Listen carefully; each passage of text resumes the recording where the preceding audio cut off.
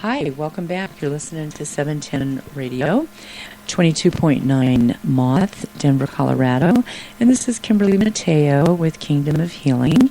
And I'm kind of going through here some of the leading causes of death in the United States. And I want to talk some more here about cancer. One of the things with cancer is we all know that is abnormal. It's a severe disorder of the immune system, and we have abnormal cell replication process that's going on that's malfunctioning. And it causes the cells to mutate, to reproduce rapidly and invade other organs and tissue. When it invades other tissue and organ areas, this is called a malignancy. The base causes of cancer can be environmental, dietary, hereditary, stress factors that allow normal cells to get out of control. Cancer is a risk for everyone because we live in an imperfect environment and the body and mind are often under stress. Air pollution, pesticides, food additives, all the prescription drugs, and at the beginning of the show, had mentioned that just prescription drug deaths alone annually in the United States is over 200,000 people. So, not good. It is drugs contribute to the degree of health that we can maintain at any one time in our life. If these chemicals are not eliminated, they accumulate and they damage the genetic structure. Cancer used to be very rare in the United States and was considered a disease of old age. About 50 years ago, 1 in 20 individuals came down with cancer.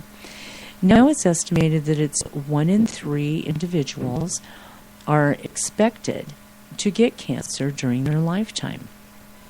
And we all have abnormal cells that go on from time to time, but it has to do with our immune system that takes care of those abnormal cells and brings balance back into the body. So sometimes once it's said that once it's diagnosed, sometimes people can have had an issue of abnormal cells 6 times throughout their life before they finally end up with a nameable cancer.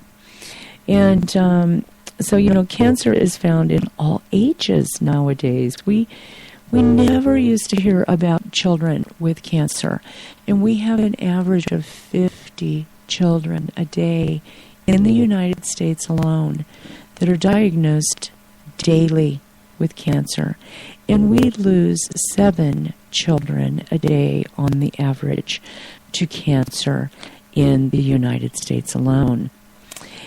Even we find it now even with infants, and it's like the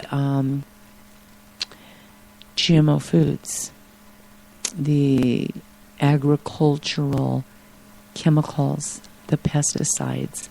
These come up in trace amounts in mother's milk.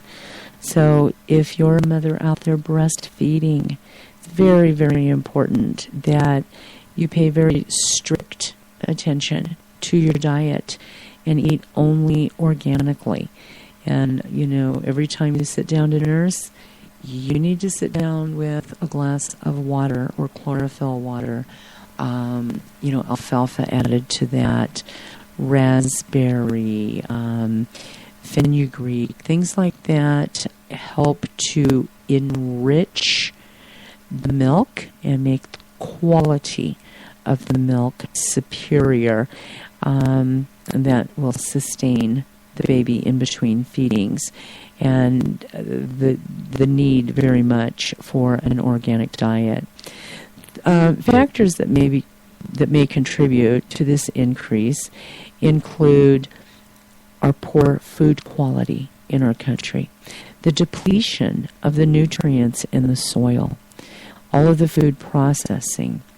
And we have radiation, whether it's radon that emits naturally from the ground. Living in Colorado, we are a state that has high radon levels, and a lot of times before people buy homes, the property will be checked for radon, because radon leads to cancer. We've got radiation in the air, environmental toxins, sedentary lifestyles where, not active enough, sedentary, sitting, a lifestyle where you're not active enough, or you've not felt good for so long that you really can't get moving, and the fatigue. We're exposed to thousands of carcinogenic substances each day. Microwaves, microwaving food in plastics and styrofoam release chemicals that are carcinogenic into the foods that you're microwaving. There's alarming evidence that chemicals can mimic estrogen in the body. That's the xenoestrogens. And those xenoestrogens get released from microwaving foods and liquids in styrofoam and plastic, drinking bottled waters out of thin plastic bottles that are not the BPA free from that chemical that leaches into the water. So the body, these chemicals that mimic estrogen, that get onto the receptor sites and take their placement at a receptor site instead of a normal hormone that our body manufactured on its own. These synthetic estrogens, they create a lot of havoc and harm in the system. Over 15 years that man-made chemicals can act like hormones in the body, mimicking estrogen or blocking testosterone. These chemicals are found in pesticides, and they're used on crops and lawns, and in some cosmetics, plastic bottles, and dioxin, a bleach found in toilet paper and other paper products. So, one of the things is if you're a coffee drinker, hopefully you're making that coffee with a really high alkaline water, like a 9.5, 10.0, 10.5, very high alkaline water, because coffee is acidic. And by making that with a higher alkaline water, you take that 5 or 6 pH that's acid with the coffee, and you bring that up into an alkaline level where it negates the coffee being so acidic. So it's important that if you're buying coffee filters, buy the coffee filters that are brown. Those are unbleached. It's dioxin that they use to bleach all the paper products and the filters for the coffee filters. Diet plays an integral part in the development of cancer. Sugar turns to fat in the liver, and high fat consumption has been linked to breast cancer. Toxins are stored in animal fats. So you see where the animals are fed all of these GMO products, and they're given immunizations and antibiotics in their feed. They're given synthetic hormones in order to fatten them up.